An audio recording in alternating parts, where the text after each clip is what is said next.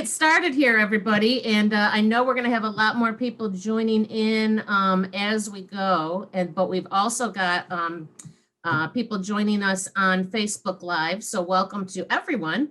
My name is Megan McAdow. I'm the director at the Marshall M. Frederick Sculpture Museum. We're located in Saginaw, Michigan.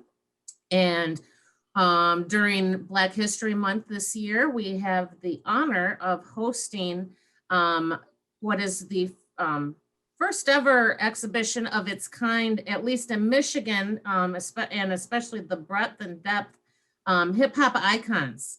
Over 150 original objects, ticket stubs, photographs. We've got James Brown's suit on display in this exhibition.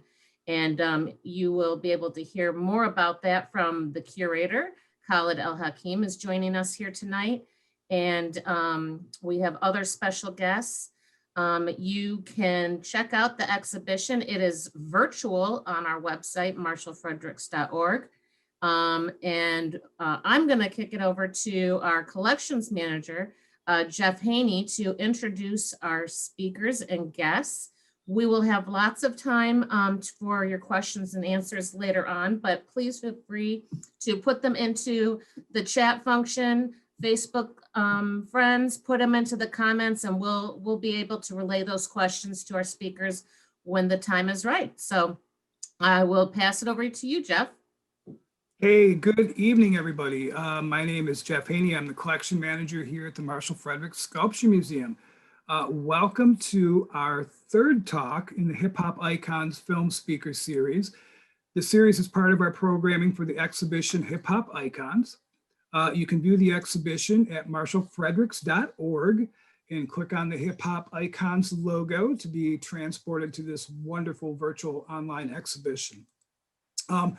Shout out to our sponsors, Michigan Humanities, the MCACA, Saginaw Arts, Saginaw Area Community Foundation, and the SVSU Foundation.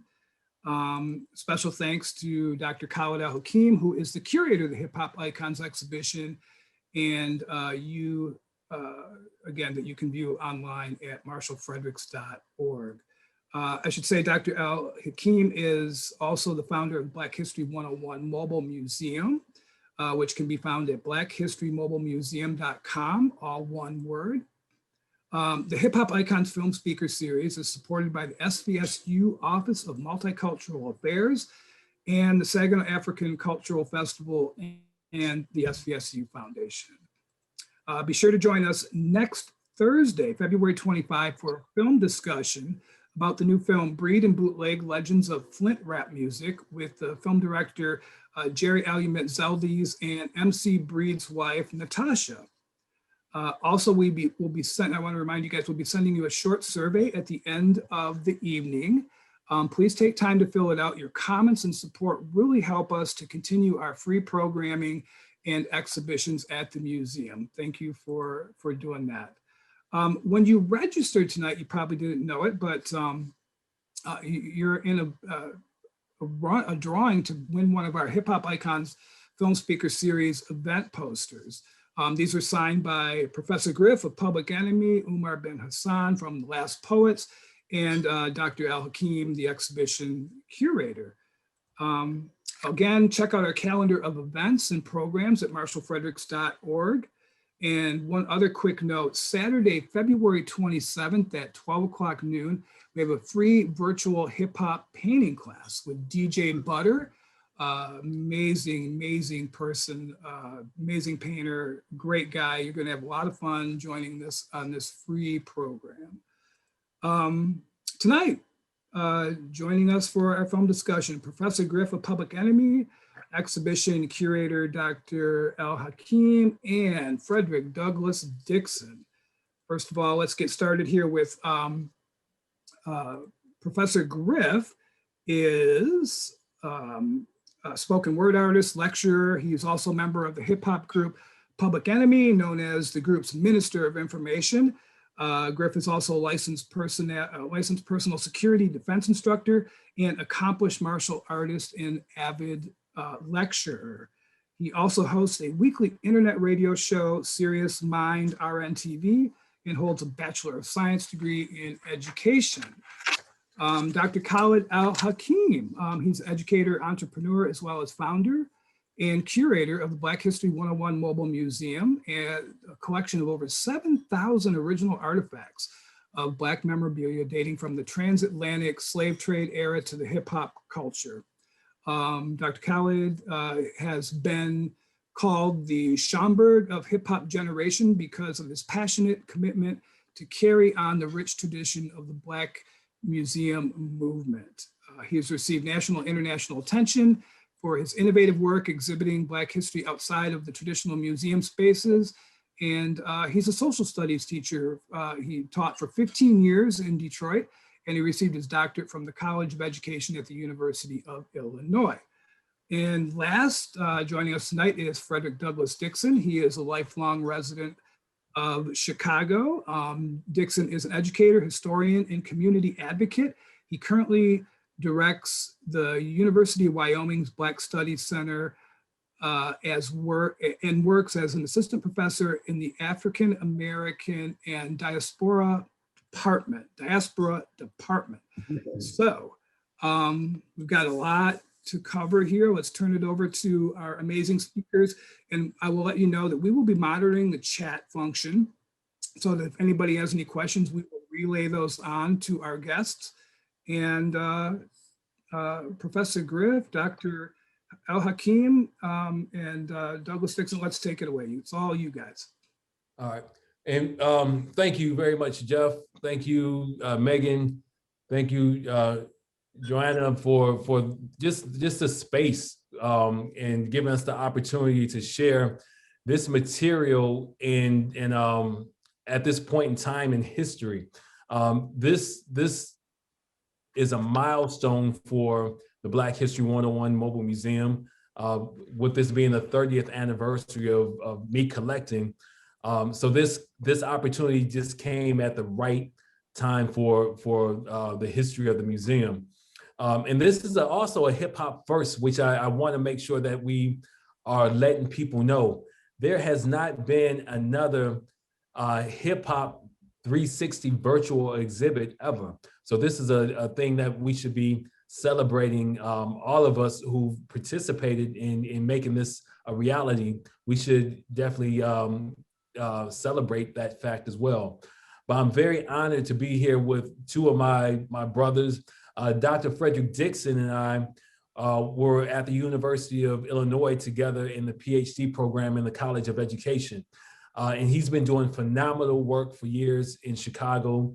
And now as a professor at the University of Wyoming, he's doing amazing work and actually founded the Black Studies Center, Cultural Center out in Wyoming, which is incredible work. And then obviously Professor Griff, who has been working with the museum now since, I think, since 2005 or 2006, but has traveled this country, many times over with the Black History 101 Mobile Museum.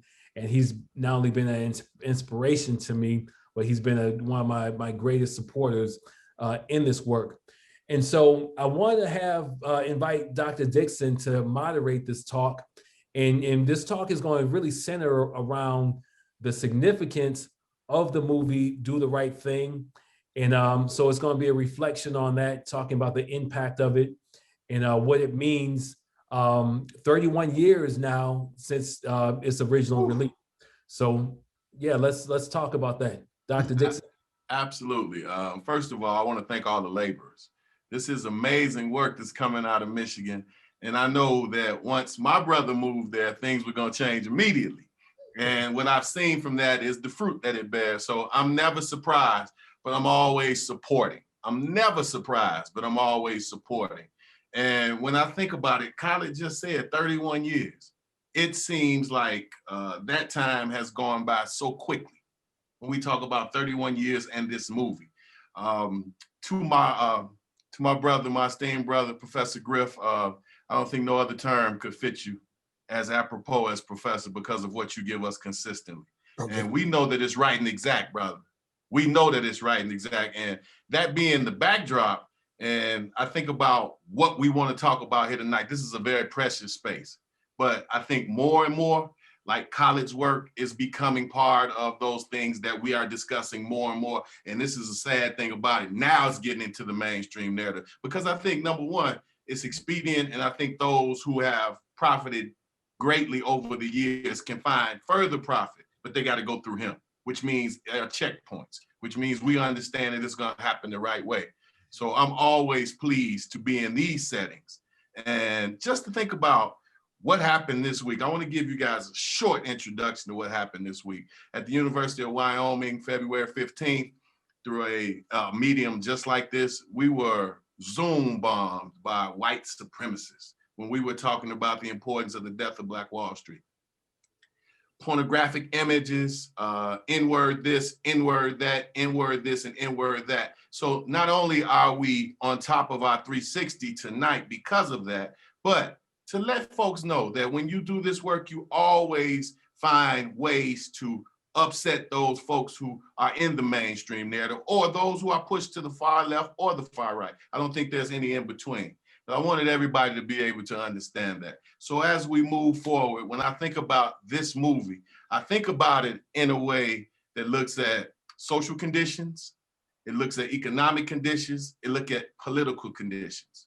So when we think about what 1989 does, Professor Griff, I think about R&B, Reagan and Bush, politically.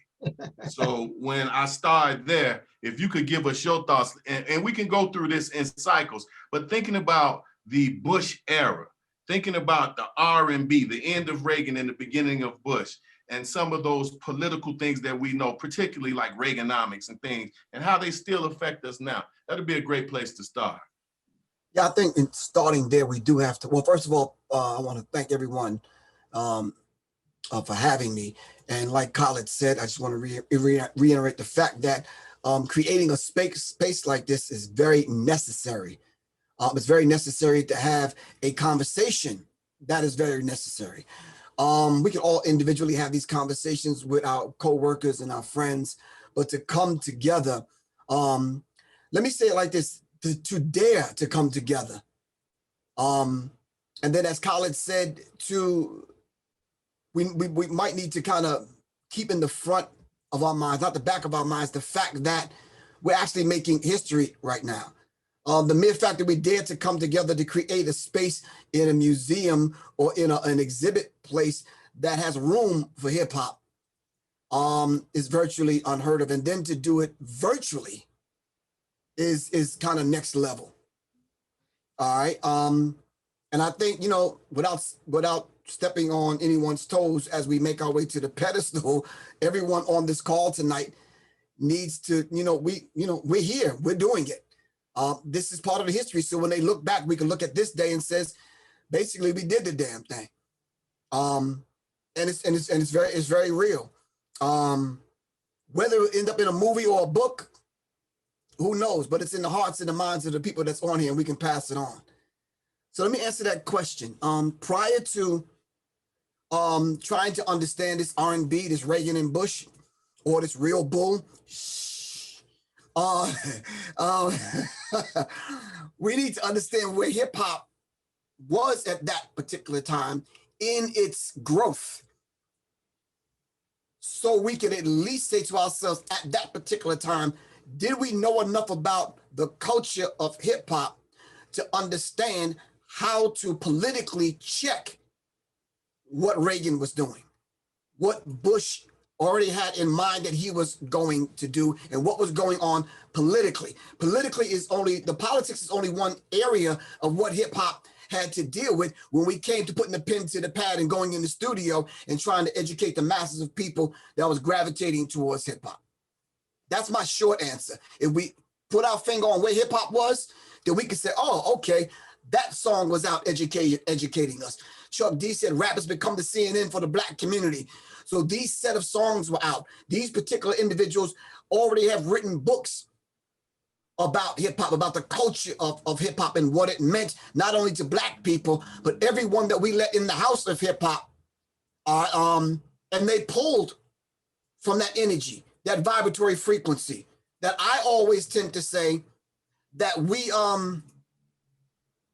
We let people come in and participate in the culture, hoping it will elevate their consciousness to the point where we could begin to become the human family again. And I always say, once we rise to that level, you stop seeing color. You stop seeing a lot of things, and you start to see the things that that we began to feel in hip hop. If you're not bringing those attributes to the table, yeah, you're looking at hip hop through a distorted lens, probably one-dimensional. Hip hop gave us a lot of things, not only because it was based on the 4 fundamental elements of the universe, it gave us so much pulling from that. And so many people that came and took from hip hop and interacted with hip hop went out in the world and done some great things.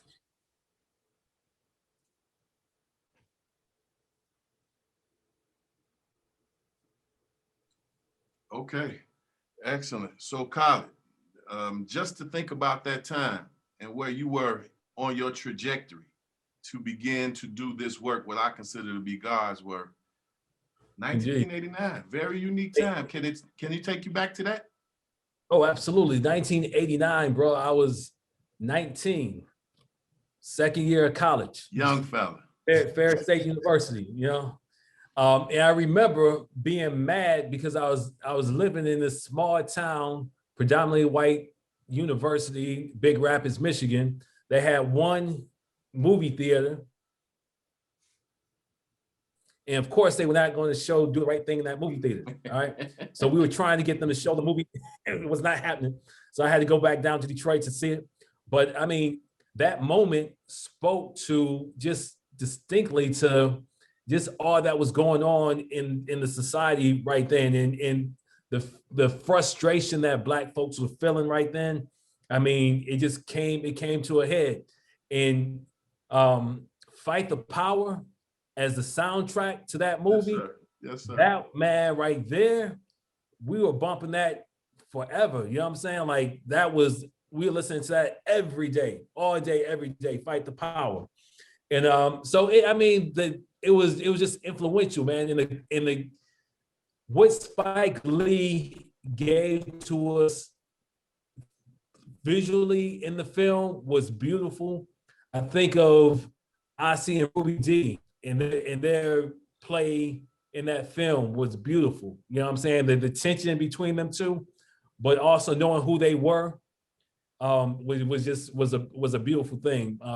Think of Rosie Perez, her contribution to the film, you know, from the very beginning, you know, from the intro and her fighting and her being so intense in that scene, you know, just starting off. I mean, just watching her, you knew that movie from the very beginning was going to be powerful, just based upon her dancing and the intensity that she put into her dance from the very beginning. But Radio Raheem, you know, just that character. Just so, I mean, it's so many things, it's so many levels to the film. And Spike Lee did a wonderful job with it. And it had us talking. It had us talking, you know, across race and, you know, and across, you know, the hip hop community. And, you know, folks just talked about how real that was. And one of my very favorite characters in the whole film was Smiley. And it took me some years to realize like the importance of that character. In that character, the nod to Basquiat with Smiley, that was huge.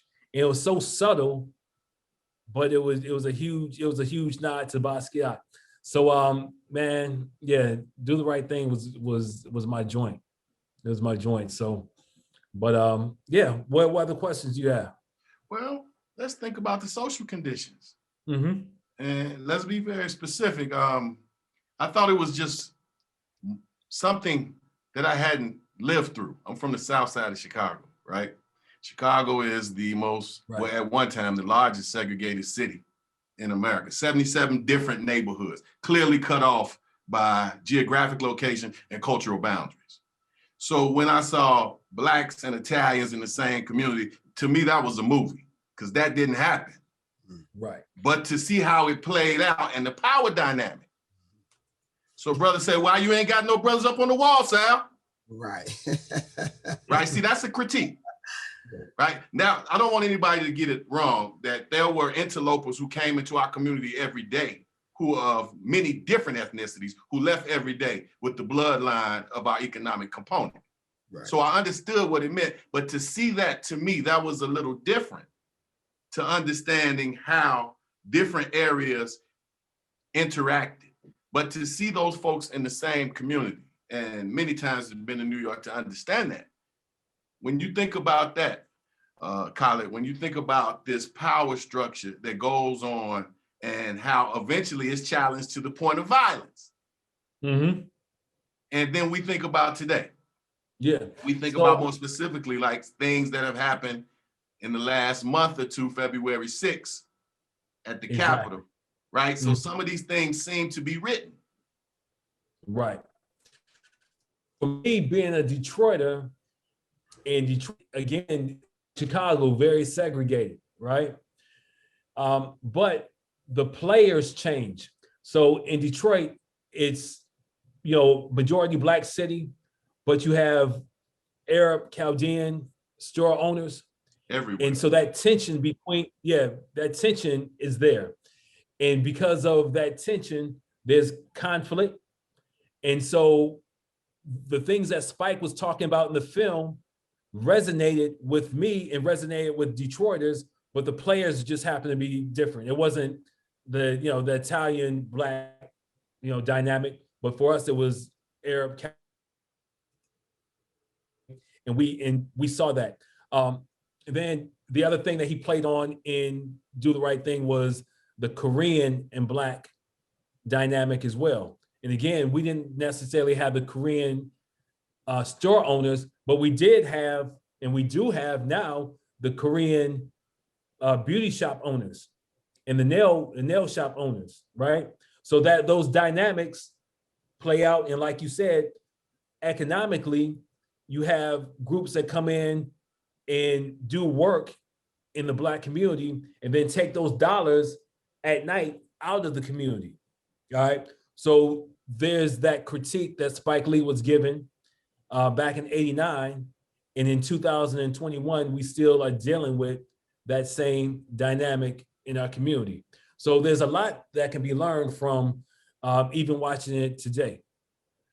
Absolutely. I want to remind everyone to feel free to drop your comments, questions, and concerns in the chat box, and we'll do our best to get to them directly. I didn't want to interrupt. Go ahead, brother professor.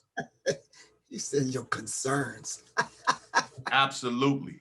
I hear you. I think back then, the movie was about to come out. I was hearing rumbling in the group about, you know, the movie and that kind of thing. And different ideas were being thrown around about the, you know, the theme song that, you know, that we had to turn in. So I think what happened, those that was responsible for making sure that happened was pulling it in, and Hank Shockley, Eric Sadler, Keith Shockley, Chuck, I think Terminator, and I think Johnny Juice wasn't around at that particular time.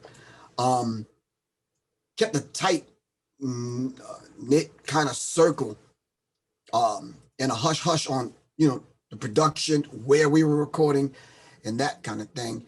And I overheard certain conversations in reference to, because at that particular time I was still the road manager. So I had a whole different set of responsibilities to make sure we took this particular thing on the road and made sure we, you know, when we was in front of the people, make sure we were tight.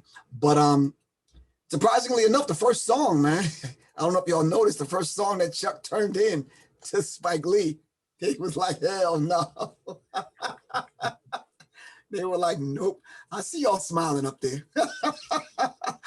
They were like, no, I don't know. I heard the song once or twice and I was just like, you know, but it wasn't Fight the Power. You didn't, you know, yeah, no.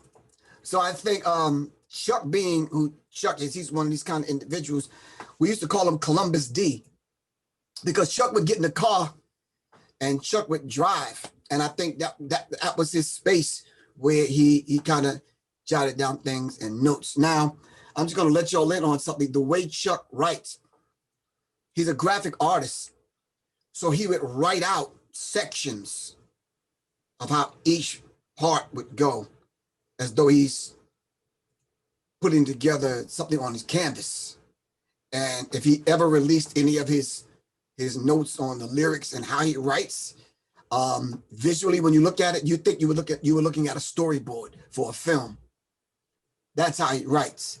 And a lot of times when you go back, even right now, if you go back and think of some of them songs, those dynamic first lines, here it is, you understand what I'm saying? Or bam, and you say, God damn, this is a dope jam. So if you kind of look at it in that way, you can kind of see how it was written out. But that first song got rejected, and I think because of the spirit of James Brown, which you hear in the song, Isley Brothers, of course, Fight the Power.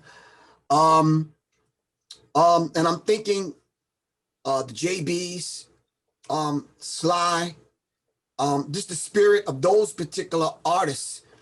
What would they lend to a song like this? And if it wasn't for the mere fact that we took hip hop and looked at hip hop and used a different form of alchemy, meaning that we turned something very basic and we put it in a pot of like a gumbo and stirred it up. So we threw some Sly in there. We threw it in there and hit it in the background. You understand what I'm saying? We hit James Brown. We threw that in there. We threw some Isley Brothers and some other people in there, stirred it up, and this is what we came up with, because we kept our finger on the pulse of the culture of hip hop, and we said, you know something, this will fit this movie perfectly. Now, the setting and the environment that Spike Lee and his people set it in, it just was it was a beautiful marriage. It was a beautiful marriage. At a time where we had the ear of, in 1989, we definitely had the ear of the hood. We've always had the ear of Young Whites, because Young Whites was responsible for helping put Public Enemy on the map, because when we first came out and we was opening up for the Beastie Boys, that's all we saw. Can you imagine, 20,000 young white kids with their fists in the air? We was like, God damn, this is new. You understand what I'm saying? We never seen anything like that. So it was very kind of, we were young men. So you got to figure I was 29 at that time. You understand what I'm saying? Coming up out of the hood in Roosevelt, not really having too much interaction with white people, then to see 10 to 20,000 white kids singing your song. Can you imagine the effect? You understand what I'm saying? But when we saw on a socially conscious, politically conscious level on what the song did and how it served as the backdrop, and some of the other songs that we were putting together at that time served as a backdrop. It was these songs and the movement and the vibration and the spirit that we put into it, these songs were doing what we designed them to do. Not everything didn't work out like we wanted it to work out. Do you understand what I'm saying? Of course, we was gonna have some hiccups, some bumps in the road. And keep in mind, we always had to deal with the quote unquote negative wow factor. You understand what I'm saying? Wow, you guys are saying this in 1989 in America? Yes, sir. Wow, you're doing this with a guy like Flavor being on stage, having the whole contradictory kind of thing happening? Wow. And we were getting a lot of that. But even with that, people took away the spirit of what we were trying to convey in those particular songs. Absolutely. I love the way that the backdrop comes out and the way you talked about the gumbo, because one of my favorite Isley Brothers songs of all time is Fight the Power. And the way that they lay that out. A lot of young people just don't realize that we pulled on those ancestors and the spirit of those elders and what those artists gave us during those precious years they got our mom and dads through. So when you see the scene where that you mentioned, hey Sal, how you doing? So how come there's no brothers on the wall?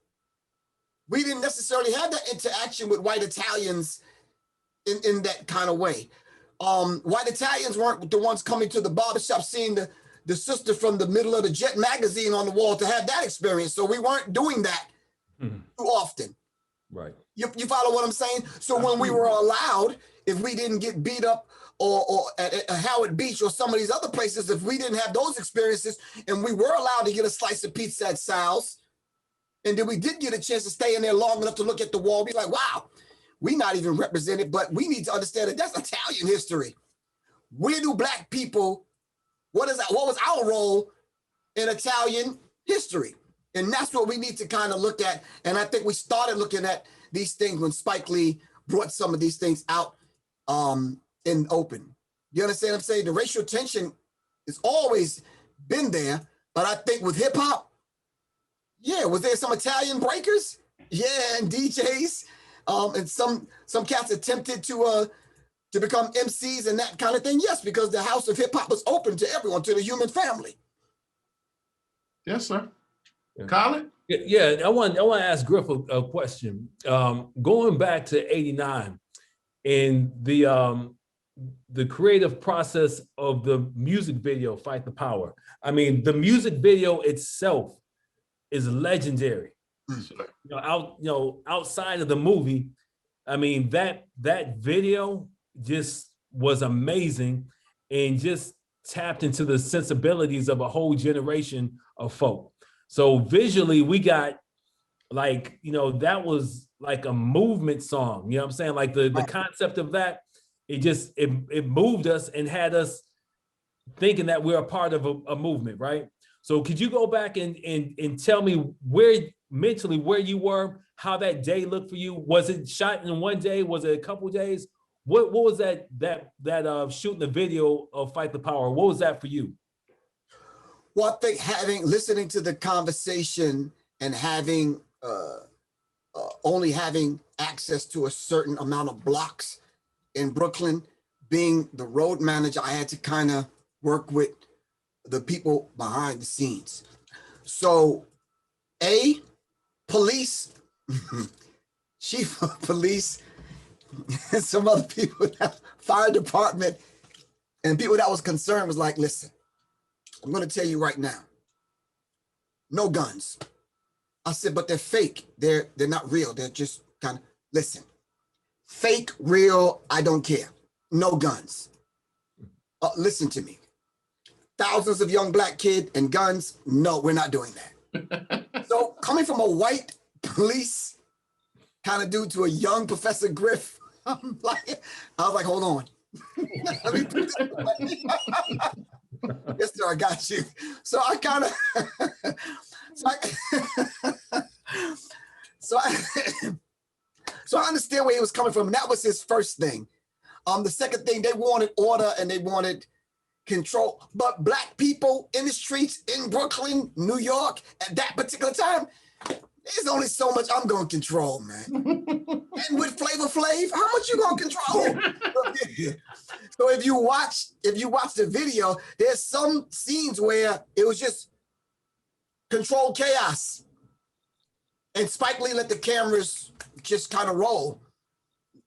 You understand what I'm saying? Of course, some of the other scenes, we had to wait till everything kind of died down and shoot the pieces that we needed to shoot. But that day, I don't know if there's enough words in the English language that can express the feeling. That particular day, it was almost like Selma, Black Panther standing on the courthouse with the guns. 66. Things in history, all brought together.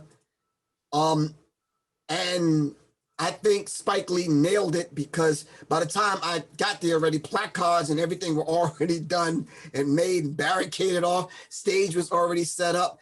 And it was like, wow, let's do it. You understand what I'm saying? So the feeling is almost like I'm in it, but I'm trying to stand on the outside, trying to embrace it all at the same time, man. Yeah. You got to keep in mind, and you got to keep in mind, everyone that's listening, I was 29. So I'm 29 from Roosevelt. You understand what I'm saying? Never really experiencing anything like that. Although Dr. J is he's out of Roosevelt, Eddie Murphy, Charlie Murphy, two of the members from the group Guy, and of course, Public Enemy. And then even in that area right there, we got Eric B., Rakim, De La Soul, LONS leaders of the new school, Busta Rhymes. So you understand what I'm saying? And certain kind of energy was coming from the area where we lived anyway. So to see that, I'm like, I guess I had the wow factor. I'm like, man. And plus I was looking like I was about 16 in the video. So I was like, yeah, all right. For real. Yeah.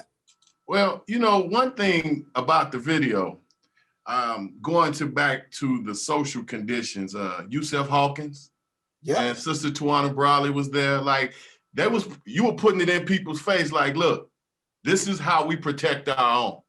And you soldiering with the mighty FOI in the video was letting everybody know how we protect our own in the middle of this, what we see now as this mass killing of Black men and women.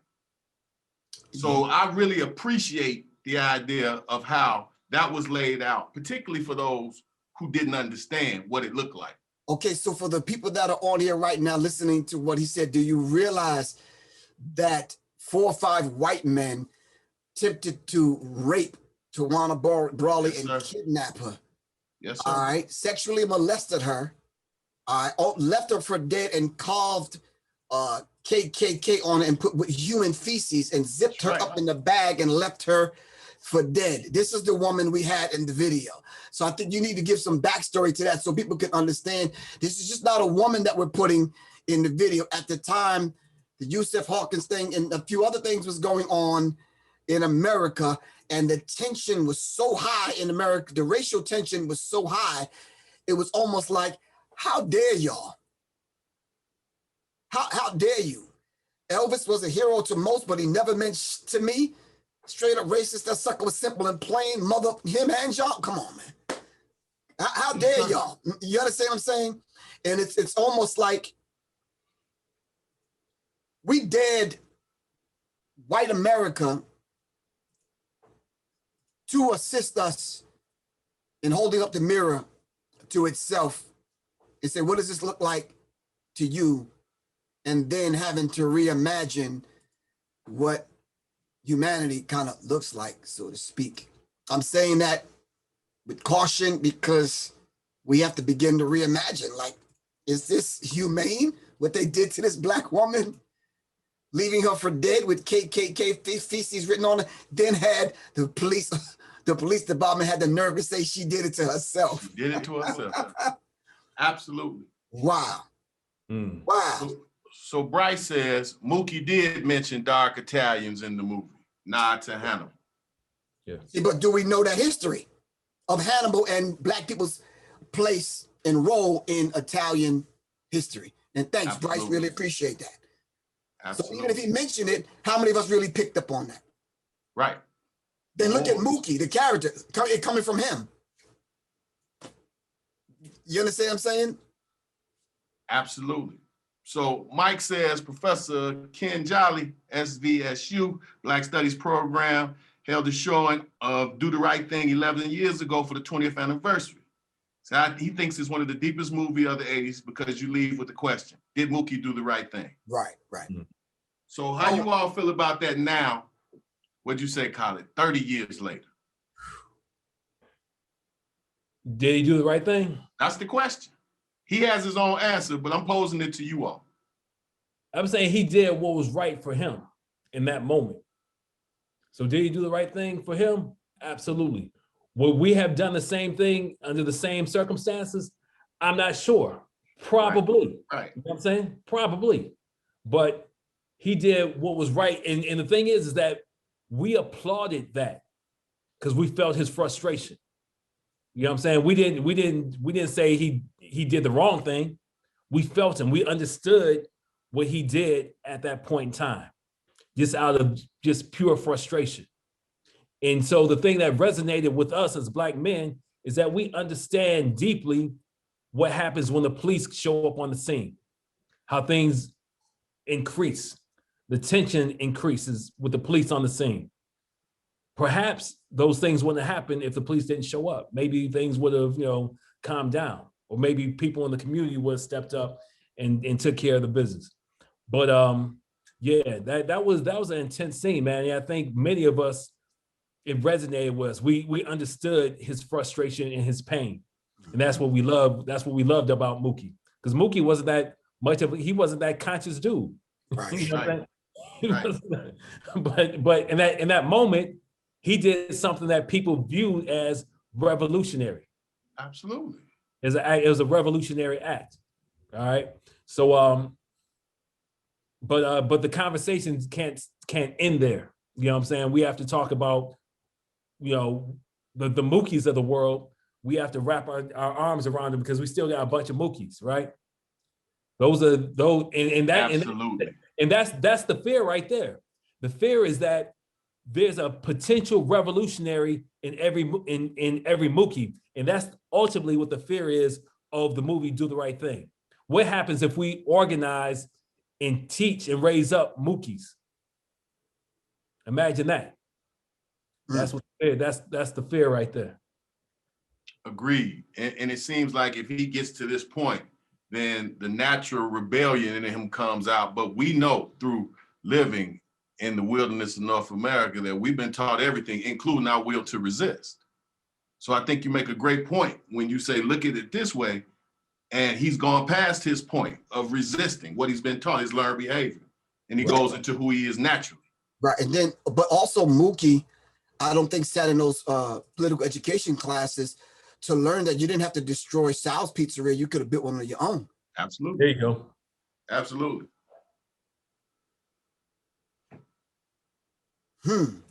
I think it's very important to be able to talk about how we look at those folks who we don't think are conscious, or those folks who we know are conscious, and put them in them situations and see the difference between how they respond. Because, I know a lot of our professional Blacks, they have a way with their identity where you hear a different pitch, tone, language, and a lot of things when they're put in different situations. So when you see him put in those kind of situations, it's an interesting part of the movie. Yeah, but do you see how those individuals that you just mentioned respond to those situations, i.e. George Floyd? Yes. How do these individuals respond to that? Because, can I just speak freely and open? Who would think an individual like George Floyd sitting under someone's neck and losing his life would cause this ripple effect? You understand what I'm saying?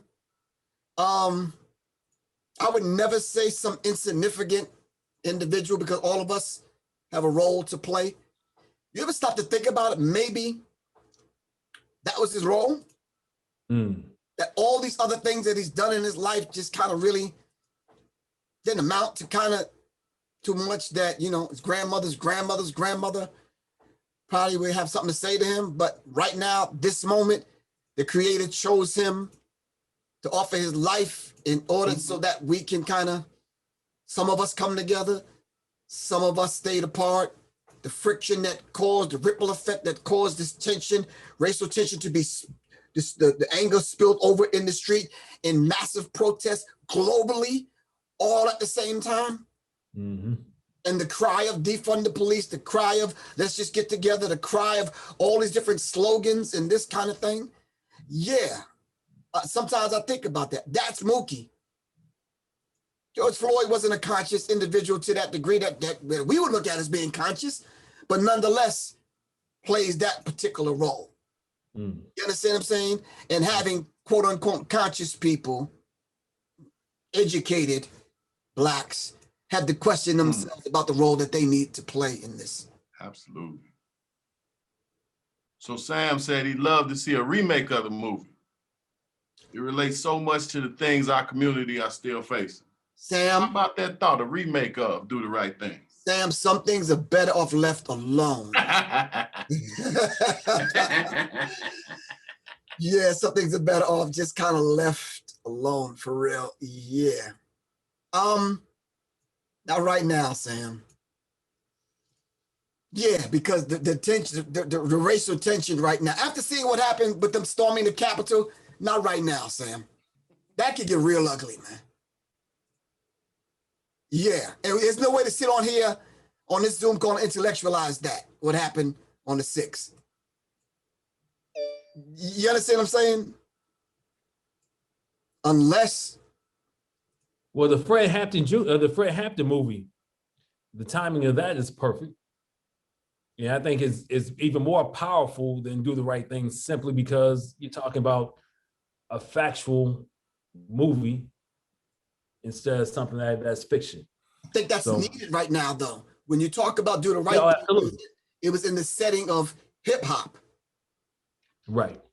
You know, the powerful message in the movie, still people were thinking hip hop and got a chance to forget Bush coming in, Tawana Brawley, Yusuf Hawkins, the tension, especially in New York, and what was going on. Wasn't help me out, people up top, and I'm looking at you guys. Wasn't Salman Rushdie, didn't he release the Satanic Verses at that time? If I can remember, help me out, somebody. Yeah, no, maybe did he? Can we Google it real quick? Yeah, Salman Rushdie, he released the Satanic Verses. So with the tension in Islam across the globe, especially in America, I think there was a bounty of a few $1 million put on his head.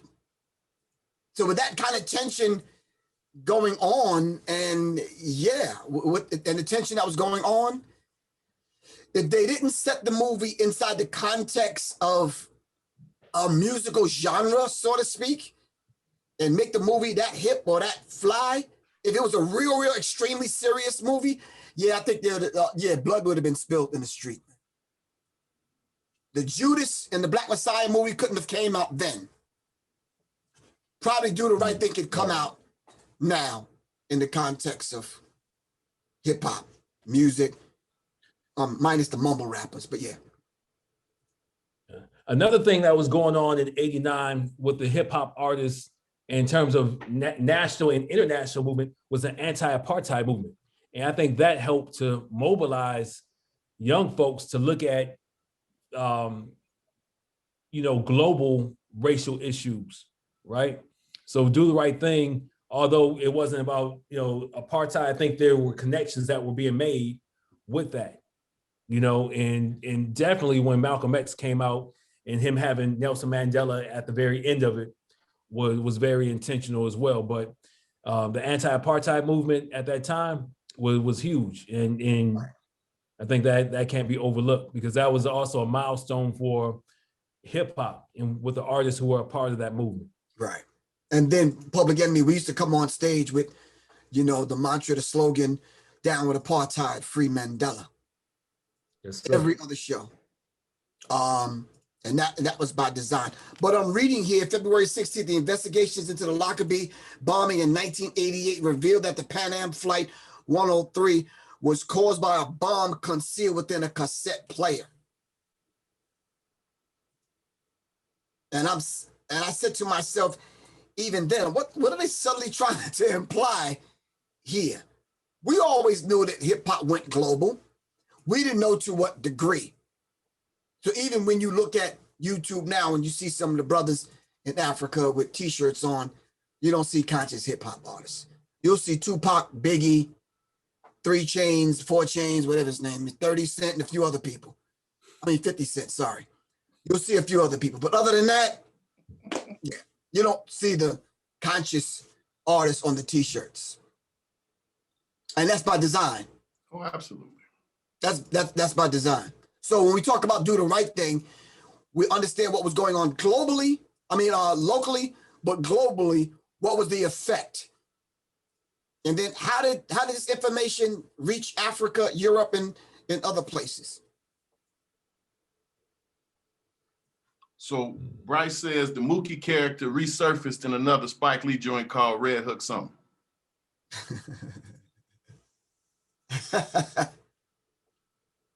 Yeah, but he didn't. I think he played a little bit more sophisticated role. You understand what I'm saying? Mookie was the dude in your little crew. Yeah, I mean, that you always had to take up for.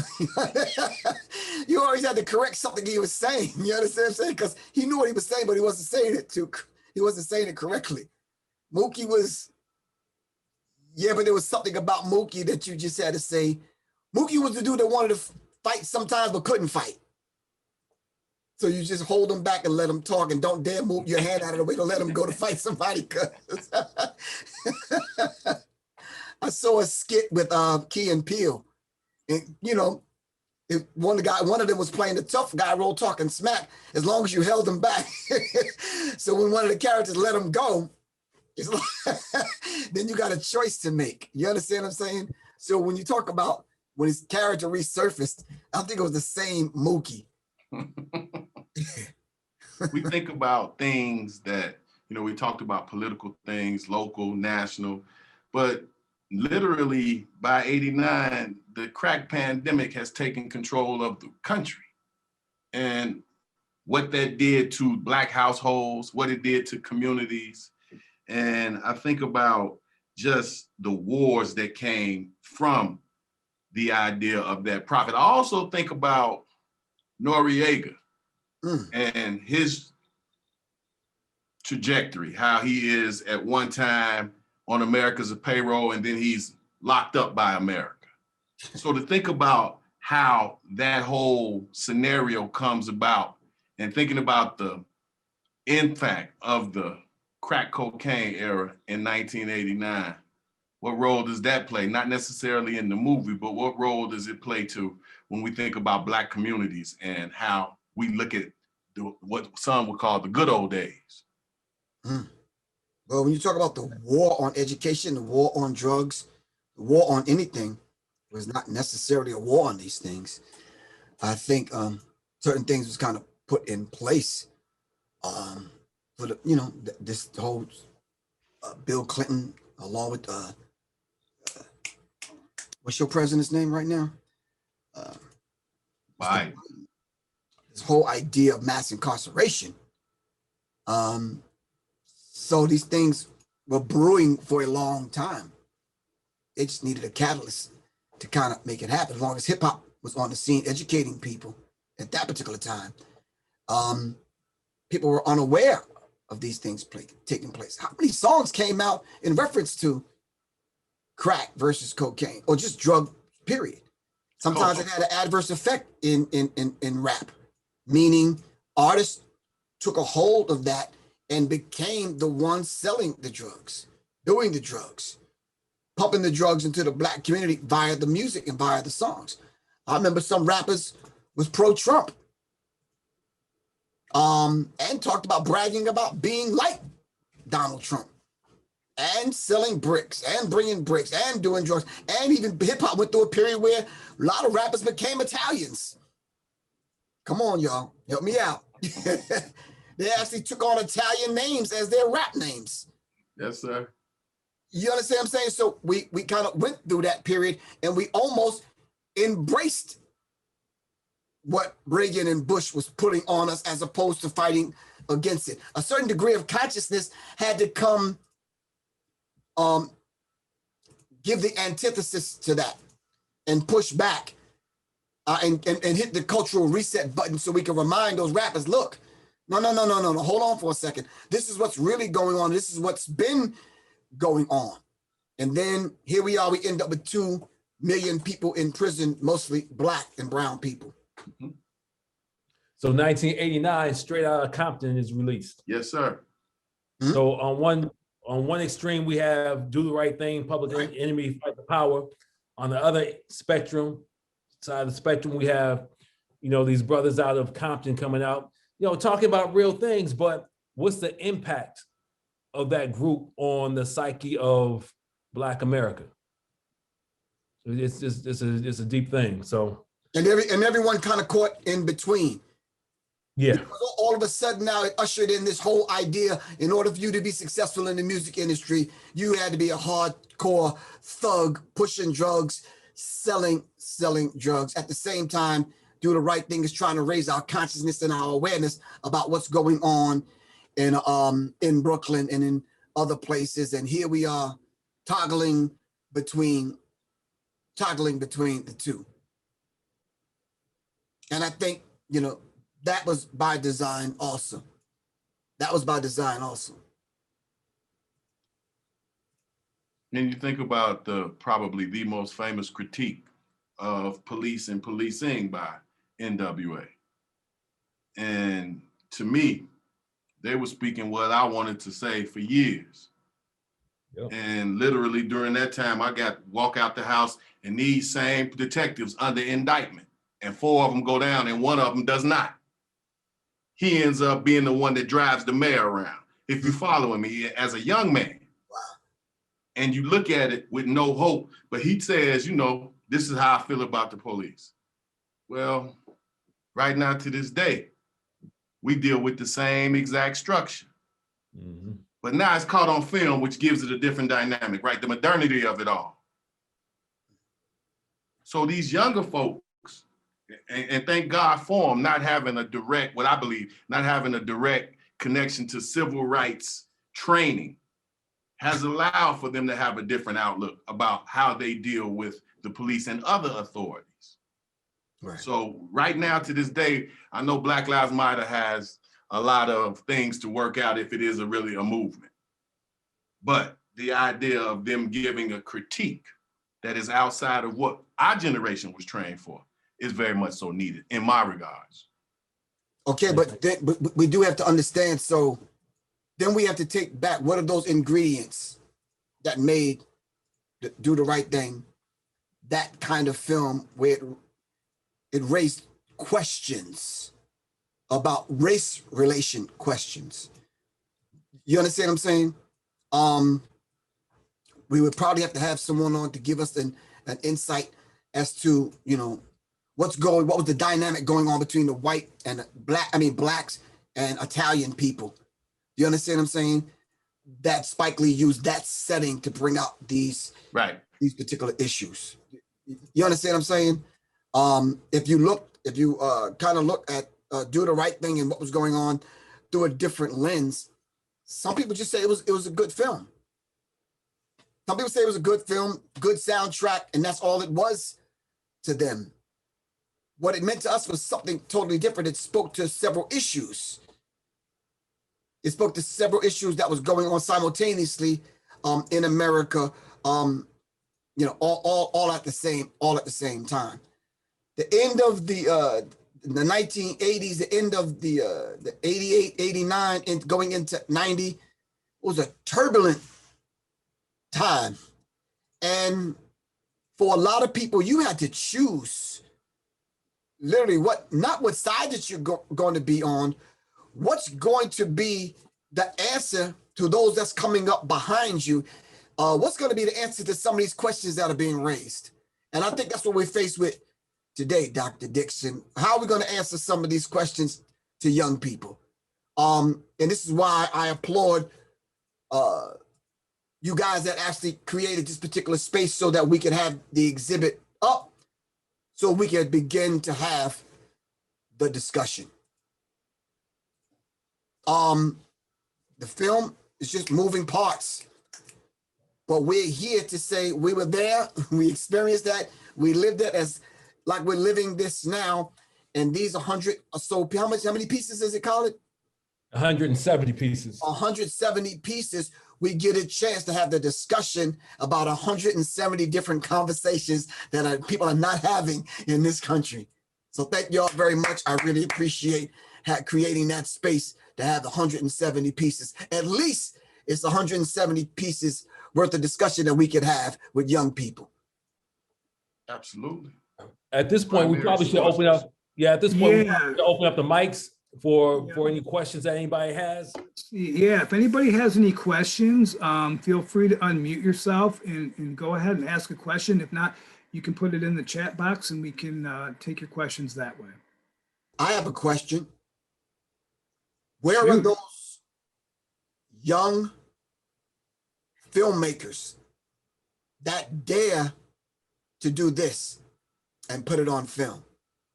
That dare to do the next Do the Right Thing, or Judas the Black Messiah, or Fruitville, or any of those films.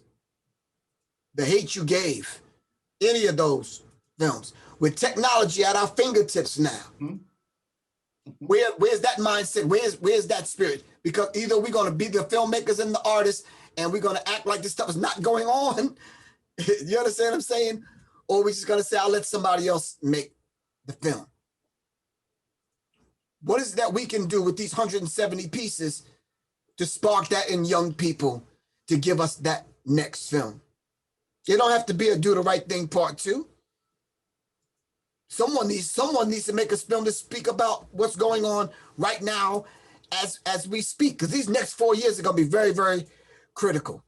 Very, very critical. And we're going through a period of time where we're seeing people for exactly who they are. On both sides of the fence, need I say. What about American Skin, Mr. Bryce Clemens? Yeah, American Skin. Bryce has been continuing to give us his thoughts. Thank you for that, Bryce. You got to bring me up to speed on American Skin.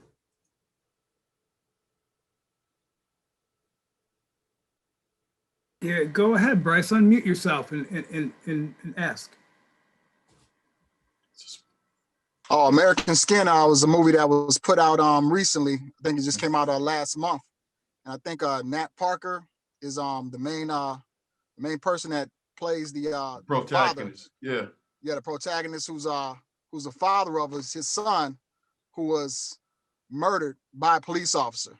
And this particular protagonist, he takes over a police precinct after the police officer is like let off. You know what I'm saying? So he just takes it upon himself to make a point, you know what I'm saying, and take basically the whole police precinct hostage. That's basically the synopsis of what the movie's about. And that film is out now? Yep. I think it's out now still. It came out last month. I'm surprised. I mean, in Detroit it's still out. I'm not sure where else it's out, but just recently I looked at the list and it's still up there. It's still out in Detroit, but I mean, that might be a location thing. I'm not sure. But yeah, I mean, it's out there. Yes, sir. Okay. All right. I got to see American Skin. Any other questions? Go ahead. Questions? Feel free to unmute yourself. Khalid, I just want to say, thank you for these last 3 weeks of conversations have been just absolutely amazing. And I think that anybody who has been part of it has been enriched by these gatherings, and these got to continue to go on, well past these exhibitions. These are great. Thank you for that. Thank you. I'd like to go back to what Griff said. If we look at the exhibits that Khalid puts out, he said it's 170 pieces. That's 170 primary sources with at least 170 different conversations, Right. with so much overlap. So my experience with Khalid that was moving to me, it was maybe 7:30, 8 o'clock in the morning. We were at a community college in Portland. And there was a young lady who walked past the exhibit and there was a Klan hood. And she literally began to cry, not like tear up softly, but she began to bawl. And then like in a cracked voice, she was like, all of my family are class members. Right. And from there, she talked to Khalid for like a half an hour, because at that time, I kind of went on the other side at that point. But I understood the conversation. But to see that, now Khalid's been to the University of Wyoming twice. And every time he comes, it's this, and that's where he goes all the time. I don't have to tell anybody that who knows. But the idea of using those primary sources as a way to not be able to deflect Right. the history and the way that we perceive the history compared to the way it's been told. Exactly. So, and that's the power of having evidence. I mean, you can't argue with the evidence. It is what it is. And the stories that these artifacts bring out of people, the things that they trigger in people, you can't get more authentic than that. In the perfect world, I would have been documenting all of these stories over the past 30 years and having an incredible film, based upon that. But, maybe that's to come. But nonetheless, creating spaces where these dialogues can happen and people are able to get a deeper understanding of the human experience when you have these types of spaces, right? So that's the key about this work, all right? That we are intentional in having people come together, having conversation, because once you have these conversations and once you bring people to a certain level of understanding, then you can hold people accountable. Because ultimately it's about looking at how policy is created in the society, who controls power, levers of power in the society, where do we see inequity in the society, and how do we reconcile this inequality in the society? And then we have to have talks about reparations and other types of things as well. But you know something, that individual that you said started bawling, crying, at least she was not afraid to have the conversation. She Exactly. wasn't afraid to give you that bit of information about her family. She could have just looked at it and moved on. Yeah. Maybe that's her way of wrestling with it, Mm-hmm. the trauma that happened on both sides. You understand what I'm saying? And then You can see it. Exactly. But rather than her kind of staying mad at the family or laying on someone's couch to get evaluated, she'd rather come. She saw it. She had a conversation with Khalid, and then we could take that and move forward with that kind of energy. At least she was open. And you see that young lady, I can meet halfway and we can have a dialogue and move some things, because I don't have to convince her. Right. I'd still like to hear the rest of her story. You understand what I'm saying? Because as we know in the book Without Sanctuary, when they lynch Black people, they cut off fingers, they cut off your penis, they cut off ears, and save these things as souvenirs. You understand what I'm saying? So there's a deeper story that has to be unpacked. And then there's a deeper healing that has to happen on both sides. I always think now, today, what would be those songs that we would look back on and listen to 10 years, 20 years from now and say, you know something, when they stormed the Capitol, what were those songs that were out? And we'd be ashamed to look back today to see the #1 song that was on the charts when that happened. Wow. I can't even tell you what that song is. No, you can't. And it's sad because none of the vibratory frequency of that, the energy of those songs even spoke to what the human family was going through. Black people sitting at home watching it, and those individuals that was running the government trying to bring in the next president in this transition of power were being threatened and beat up on, and police being attacked and everything else. What was that song that was out that spoke to that? Here we are trying to put 170 pieces in a museum and as part of an exhibit to have 170 different conversations, and we can't even name the #1 song that was out January 6th that even remotely spoke to what's going on. Wow. So when I invited Khalid to my home today to show him what he blessed me with the spirit and the energy to do, to put together another exhibit called the Visual Vinyl. I tracked down all of those songs that happened at certain periods of times, and I ended up with 50 albums that spoke to those turbulent times that we went through from the 1960s to present. And when I got to the present, I couldn't find one damn song, not one song. Well, hold on for a second. Let me speak to one of the millennials over here. What song did Baby make? No, I have one for you, Professor Griff. I mean, check out Depeche Mode. Where's the Revolution? Okay. It's powerful. It really is. Definitely not a hip hop band, but that song radiates through my mind when on January 6th. That's what I heard. Okay, I got you. Depeche Mode. I got you. Depeche Mode. Where's the Revolution? And I want to kind of jump off of what y'all are saying too. It's not really a question, but it's funny because I was talking with Jeff earlier today or yesterday about kind of the difference between this exhibition that we're doing this year, Black History Month, 170 pieces of hip hop history, and versus some of Khalid's other exhibitions, like he said, with the Klan hood. And we were talking about how the opportunity during Black History Month to celebrate, you know, amazing African-American culture. And what is, you know, fascinating is that whilst, you know, like you said, Professor Griff, we could just say that Spike Lee joint was a great film. It was visually interesting. The music was dope. But that's the thing with hip hop is it's not, sometimes it is, you know, I'll say like candy or whatever, but usually it is infused with history and stories that are trying to tell deeper information to other generations. And so, yes, you know, while we're celebrating, you know, and it's like a trip down memory lane walking through this exhibition, and where was I when that song was out? You know, who was I hanging out with? All that kind of stuff. What was I wearing? You know, that kind of stuff.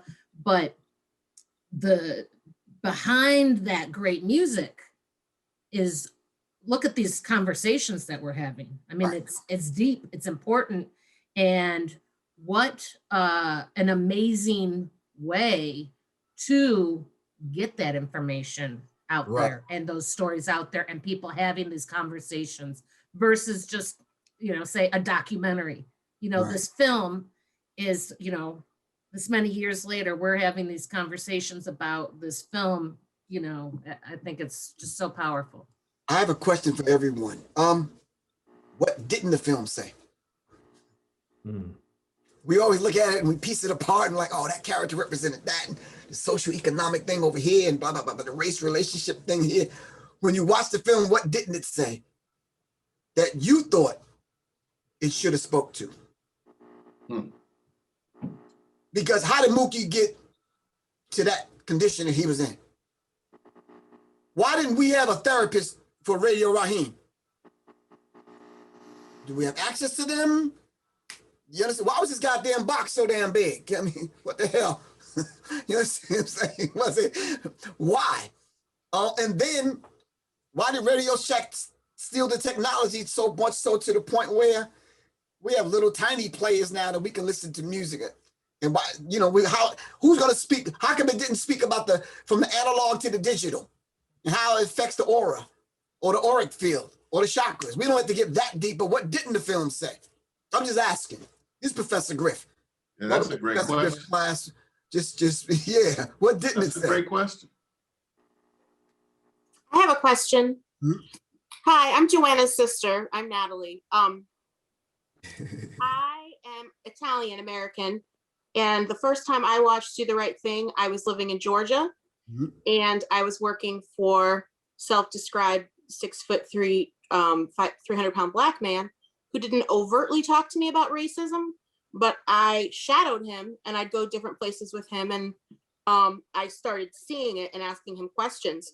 So when I watched the movie, I don't know, I feel like I still am just pondering, like, what does it mean to be an Italian American who's from New York, like ancestrally? What does it mean to love someone who's gone through all of this racism? What are ways that I can honor the things that I experienced with him and like the things that I've heard from my dad? Can you talk more about that, like the Italian American and Black American dynamic? Well, well, just on the periphery, I just can't. Yeah, absolutely. But we as Black people still have to kind of chisel through some of the stereotypical stuff that we've been fed about Italians. So all right. That alone for me, because when I was growing up, all Italians were in part of the mafia. That's it. And every other Italian dude was named was Vinny. So excuse my language. We got to chisel our way through that. So growing up knowing that every Italian is not part of the mafia, you understand what I'm saying? And just some negative stereotypical stuff. Yeah, I don't know. I really can't speak to that. Well, I Well, would it's kind of interesting because Griff makes a great point. I think about cinematic realism, and that's what we've been talking about. And I didn't get a chance just to inject the term cinematic realism. But when it comes to Italians and Blacks in my life and cinematic and realism, I was in a movie at probably age 11 to 12 waiting on Rocky to beat up Apollo Creed. Like literally, I was sitting there like, whoop that man. And now when I think about it, I mean, cinematic realism and remembering staying home and not going to church and watching Tarzan, cinematic realism, and how what you're saying, Natalie, how these things are shaped and the relationships. And Griff talked about the way we look at certain things. There's a part of that Godfather movie where they say flat out, keep it out of our community, but put it in that community. Well, I think what I mean is the echoes of that, because like my father was the first person who wasn't in the mafia. He had no context for the stuff that he was handed down scars wise from, like, you know, people coming from Sicily and trying to get out of the mafia, and then like what his dad didn't talk to him about and the way people treated him in town because his grandfather was married to the mob boss, like stuff like that. Like I as an Italian American woman, I'm still trying to figure out what it means, even with the stereotypes. And then you have the other stereotype. Do you get what I'm saying? Like, so I was watching like echoes of stuff that I should relate to because of my heritage, and then echoes of what I'm seeing happening to friends. And it's like, I mean, that's what's great about art is sometimes you don't know what it means, but I'm going to think about that for probably the rest of my life. Just try to honor those stories. But I appreciated hearing you talking about it even a little. Yeah. Have you saw the movie A Bronx Tale? Yeah. It's been a while. I watched that and it opened me up to some things. I'm like, oh, okay. Italians had a sense of community. And that's what I drew from the film, that they didn't let these things go down in their neighborhoods, so to speak. And so then when I watched that and I saw certain things go down, I said, oh, okay, this is something that Black people kind of need to pull from and learn. We need to get back to the sense of self and the sense of community, that we look out for one another. Now, how they look out for one another is another thing. Each community deals with it in a different kind of way. But until the Spike Lees were allowed to come up in that space, like we're being allowed to come up in this space to have this conversation, until the Spike Lees of the world are allowed to come up in that space and tell the story, we will never have these kind of conversations. Yeah. Always be at each other's throat with the stereotypical stuff that's become part and interwoven into our personalities and the intonation of our voice when we speak to one another. You understand what I'm saying? Yes, sir. That we say to one another under our breath about Italian people or about Black people. But he was allowed to get in that space, and he could have made a different kind of movie, but he gave us that. And he asked Chuck to come along and give us songs, give us music, give us the backdrop. You understand what I'm saying? Which is a beautiful thing. Yeah. Natalie, I don't know if what I'm hearing, I don't know if this is what you're saying, but what I'm also thinking about is that with stereotypes and racism, we've all got chiseling to go through. And it's not just about people that are different than us that we've got to chisel through those stereotypes. We have stereotypes about ourselves sometimes. Yeah. Because we've all been swimming around in this racism and these stereotypes. We've all been raised in them. And so there is so much chiseling. I like that term, Professor Griff, that we all have to do to look at, okay, to dismantle these stereotypes that we've been raised with, you know, not just from our families and our communities, but, you know, media and so much. And so, you know, we don't have time to talk about it, but the women in that film, you know, Mookie's sister and the difference of the relationship she has with the Italians versus with Mookie and the rest of the, you know, the neyborhood. So, yeah, what we could do is we could have a part 2 of this conversation is what we could do. There is so much. And that's what makes a great film, right? That you can just unpack and unpack. Yeah. The character bugging out is a, you know, we could do a whole series on him alone and what he meant. Right. Yeah, actually, someone asked, what do you suppose happened to Bugging Out? Did he make it to college? Right. Did he I open thought his you own saw that in the pizzeria? chat. Yeah. Yeah, I don't know. That's good to ponder. I mean, because he could easily went to college and became a part of the bourgeoisie and got a job in corporate America. But at the same time, he could end up in prison. I'm saying he could either or. I mean, because I know that character. You know what I'm saying? That's why he resonated with so many people. Because we've seen, if you grew up in the Black community, you know who Bugging Out is. Right. He could easily been, you know, corporate, or he could easily been, you know, in prison. You know, he could have went to either or. Yeah, but But, when I growing up in Roosevelt, Long Island, I knew the Sal character. A couple of days, and my mom was a registered nurse. And sometimes, you know, I had to walk home, got home, and the normal little cold cuts or the peanut butter and jelly wasn't there. I could walk up and get the pizza from Sal. Yeah, just tell your mom to pay me later. Nice. You understand what I'm saying? So That's a different different experience. roles, and you understand what I'm saying? And what about the characters, the three Black men on the corner sitting and drinking? I mean, we all knew those cats. My Uncle Leroy always My got, neighbor. he's right, always lying about some damn story that something he done did. He ain't did nothing, man. But it's interesting stories, and that would be the Slick Ricks if you fast forward and telling the story.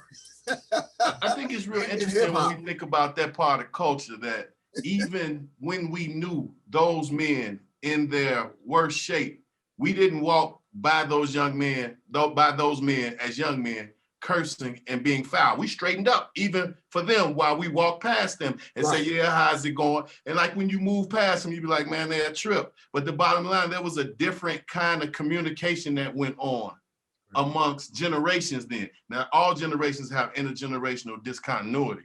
But for that time, you were respectful because you were expected to be respectful. And if you sat around them long enough, you would get those jewels of wisdom. Yes, you would. Get those And you know, one of them would always say, you know that ain't your daddy, right? And you know, that's the conversation you get. You know that ain't your daddy, right? That's real. That's real, bro. And you respected that thought because you're right, Khalid. You could hear some stuff about them. They would tell you exactly how stuff went. Yeah, absolutely. Yeah. That's who you had your first beer with too. No, yeah, well, I wouldn't know anything about that.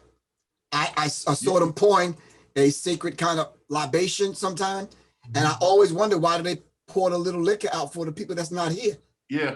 And I never understood that. I mean, you asked me for a couple of quarters so y'all could chip in some money to put some money for some liquor, had me go to the store. I couldn't get it. I'm like, come on, but you pouring it out for the people that's not here. I never understood that until later on. That was pouring libation for the brothers that just didn't make it, man. And Professor Griff too, there was always a part of it where you tapped the top of it before you opened it. That was kind of symbolic of, yeah, they're not here too. So some of it is very interesting, but it's funny how those rituals carry on and what they mean and how you become part of them. Right. And then you see the contradiction when you see them in church Sunday.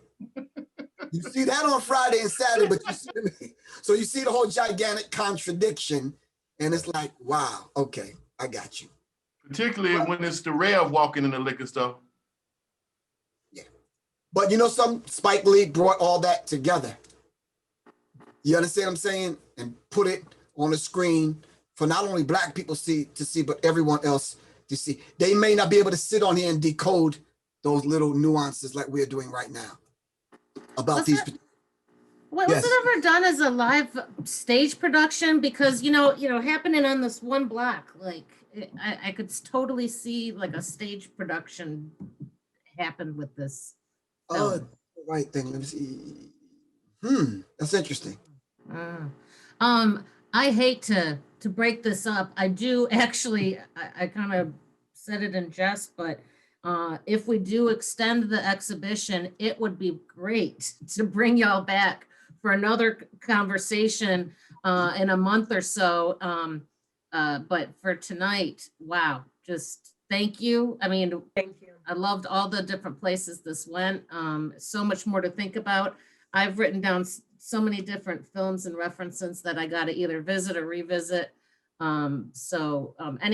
Any parting thoughts from each of our guests tonight?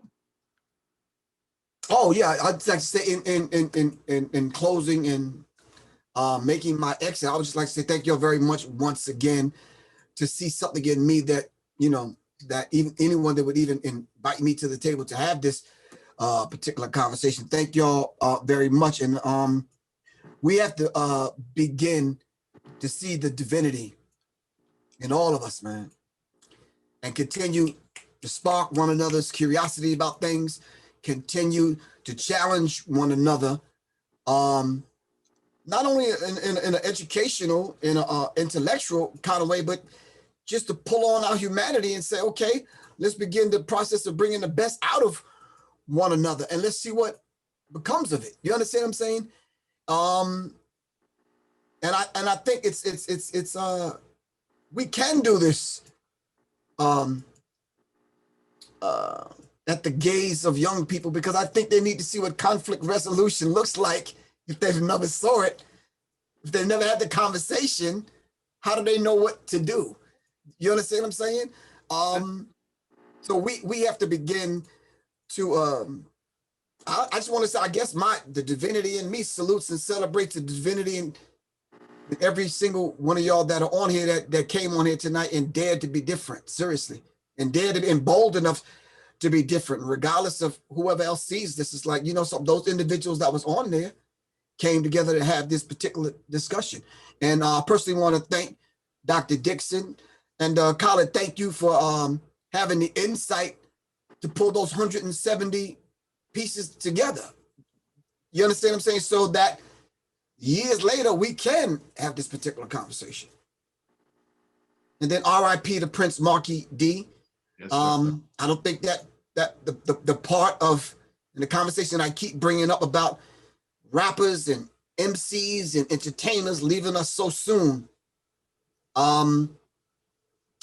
We got to have that discussion sooner or later somewhere. I'm not sure if Khalid is putting some stuff together to kind of, in memory of them, so to speak, maybe one piece that we could remember all of the fallen MCs from Dilla all the way up, Jam Master Jay all the way. What are their contributions? You understand what I'm saying? It hurts. It really hurts coming up with these guys and seeing them leave in their 30s and 40s, man. It's like, wow, bro. It's like, these are preventable deaths, man. But anyway, I'm not going to bore you guys with that. But anyway, thank y'all very much. Really appreciate it. And I'm just Appreciate it, man. Thank you, Dr. Dixon, Griff. You know, thank you for everything, bro. We've been doing this for years now. And then to the Marshall Frederick staff, oh, you all did a wonderful job with all of this. And I couldn't do this without your help. So thank you all for this opportunity. And hopefully we'll be doing an extension, Megan. Yes. Let's talk about that. And yeah, this is, you know, I see this as just the beginning of some great things to come. So thank you all again. And I'd like to let you guys know, I will edit this and we'll have it available on the website too. I'll send you a link, Khalid, and you can spread it around to everybody involved. My brother Khalid, keep doing the work. You know, whatever you need, I'm only a phone call away. Thank you, everybody, for inviting. Griff, always a pleasure. Thank you, brother. I'd like to come back out to Michigan. You know, the second part of this, I think when I was there, I saw the pieces, and I think I was just overwhelmed that day, man. I remember being there, but I'm like, man, this is virtual. This is like, anyway, yeah. Well, let's work on making that happen, and we'll melt the snow for y'all to come out. Thank you, Frederick Douglass, for the last minute joining us. We appreciate you. We appreciate your insights and your questions, and your yeah. Until we meet again. Douglas asked a very, very poignant question. He said, "What to the slave is the 4th of July?" Very poignant question. Very relative today. I say, what to the chicken is the fox. Okay. Well, now I'm not gonna be able to sleep tonight because I'll be thinking. Thank you all. Thank Thank you all. Have a great Blessings. weekend, everybody. My man. All right. Yeah. Take care. Thank y'all. Thank you. Dr. Dixon, I need to know your barber, bro. Oh, yeah. No, I'm He only used to play for the Globetrotters. His name's Curl. Hey, Griff, we got to make sure we stay in because I would love to bring you out here. All right, cool. Thanks. Get my phone number from Khalid. Call me Gotcha. anytime, man. Thank you all. Peace and Thank you, blessings, guys. good people. All right. Yes. Jonah, Jeffrey, Megan, Bryce, stay up, good bro. All right. Thank you, Bryce. Thank you Thank for you, all that Bryce. info, Bryce. Appreciate you, man.